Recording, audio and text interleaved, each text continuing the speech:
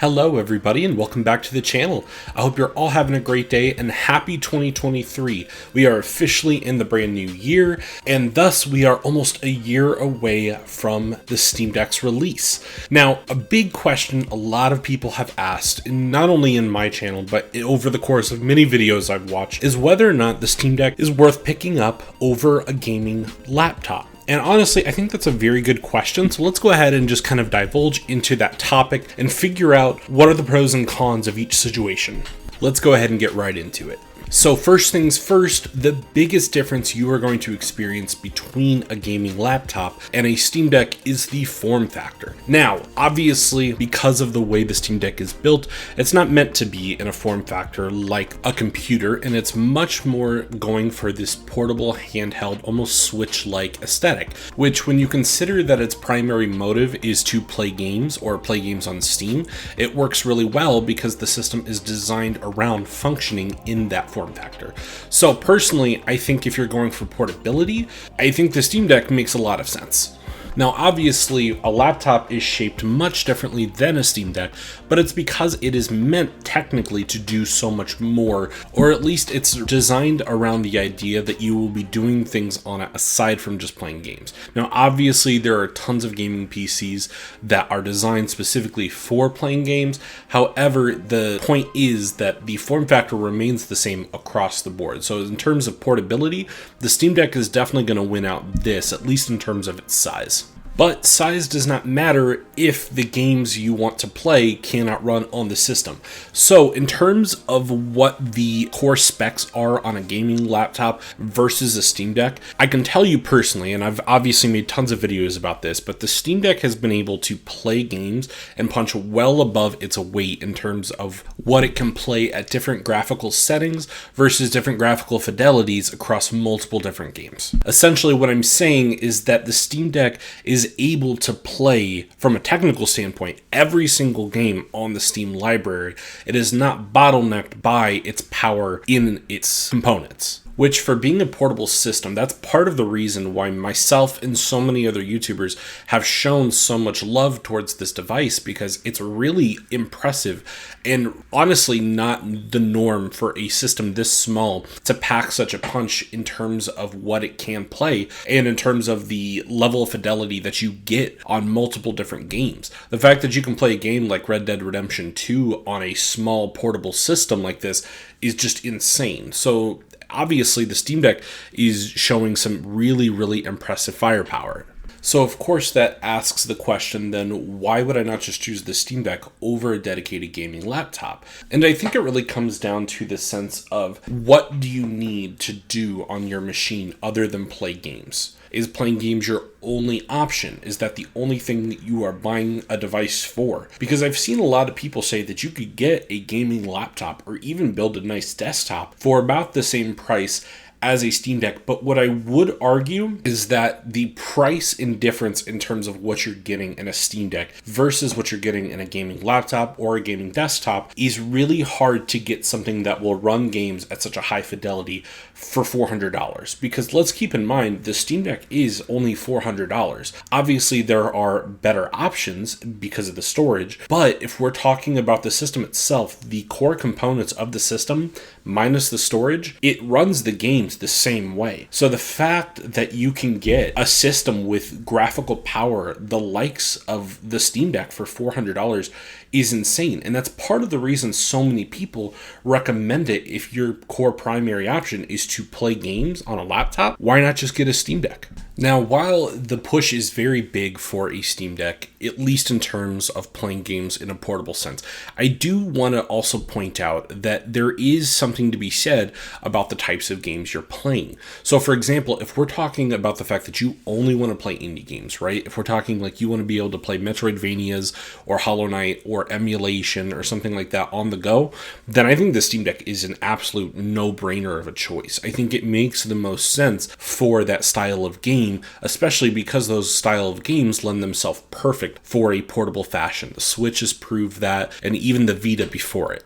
But if we are talking about wanting to play solely AAA games, then I think there is at least a case to be made, depending on what game we're talking about, right? So if you get a laptop with a 3070 or a 3080 in it, obviously the graphics are going to be better, especially for a game like a Red Dead or a Cyberpunk or something of that nature. But if we are talking about just wanting to play maybe AAA games from 10 years ago, like an Arkham City or Skyrim or Portal 2, then the argument really changes depending on what games we're talking. Because the Steam Deck can handle games like from 10 years ago without a hitch and makes it probably the optimal experience in a portable setting. In fact, I would say that it feels a lot like the difference between the PSP and DS when it came out, specifically referencing the Switch versus the Steam Deck. It's much more powerful than a Nintendo Switch, and thus the games you can play on it are definitely about a generation ahead. The fact that you could even get a game like Red Dead Redemption to run or Death Stranding to run on the Steam Deck, you couldn't get those games to run on a Switch. At least not without massive graphical compromises. But like the DS and PSP comparison, a dedicated gaming laptop is always going to yield better performance, at least in terms of graphics. So from that standpoint, I do think that a dedicated gaming laptop makes sense if your only concern is I want the best graphics out of a game. But if we're talking about performance and you're okay with the graphics taking a hit, then I think the Steam Deck is still a very and more than viable option. I think in fact it might be the preferred choice. But just like with a gaming laptop, there are gives and there are takes. So you do have to really consider the pros and cons. If you are okay with your games, obviously you're not going to be running Red Dead at high setting, at least not with any good performance. But if you're okay with taking that graphical hit, the Steam Deck is able to make the games playable. It's just not going to be to the graphic fidelity of a gaming laptop. Now, also bear in mind, I am specifically talking about higher fidelity games, such as Cyberpunk, Red Dead, God of War, games of that fidelity. I'm not talking about any sort of game that is reasonably graphically nice, but something that couldn't be ran at medium and still look decent. I do apologize. I feel like I'm rambling. Essentially, what I'm trying to say is if you want the best possible graphics in a portable form factor, it's not going to be the Steam Deck. But if you're okay taking a slight graphical hit, you do have to keep in mind too, with the size of the Steam Deck screen, the graphics that you lose do not look all that much different because of the size to screen ratio, right? So when you're looking at a game on a Steam Deck, low settings on a Steam Deck could look like medium to high on an actual desktop. Specifically because the resolution is so small on a Steam Deck compared to what your monitor on a gaming laptop or a desktop would be. I think it's also important to keep in mind how often are you going to pull out a gaming laptop to sit and have a gaming session on. And by that, I mean, are you traveling often? Are you on the bus or train? Or are you a passenger in somebody's car? Are you taking an Uber to work? Like, what I'm saying is, how does your commute offer you time to play a game, and is pulling out a gaming laptop really going to make the most sense in that scenario?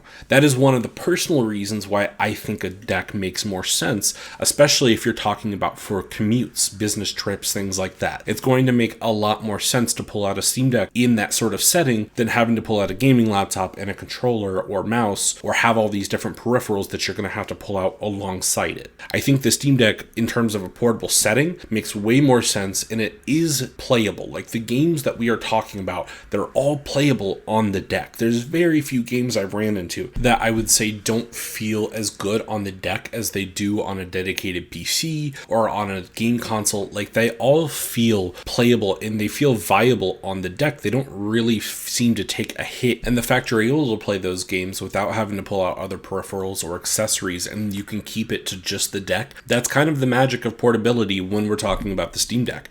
It's not that a game can't be played at higher fidelities on other machines. It's that, are you okay to take that small graphical hit so that you can take that game anywhere? And I think personally that's the deciding factor. Now, I probably came off as if I was downgrading the deck in terms of what it can pull off, because let's be honest here, what the deck achieves from a technical perspective is really impressive and is certainly not meant to be overlooked. But I do have to boil it down specifically to graphics, because honestly, at the end of the day, it's really just a matter of, are you okay playing higher resolution games at medium instead of high? I think that's going to do it, guys, for this video. Thank you so much for watching, and honestly, thank you so much for all of you who follow my content and support it.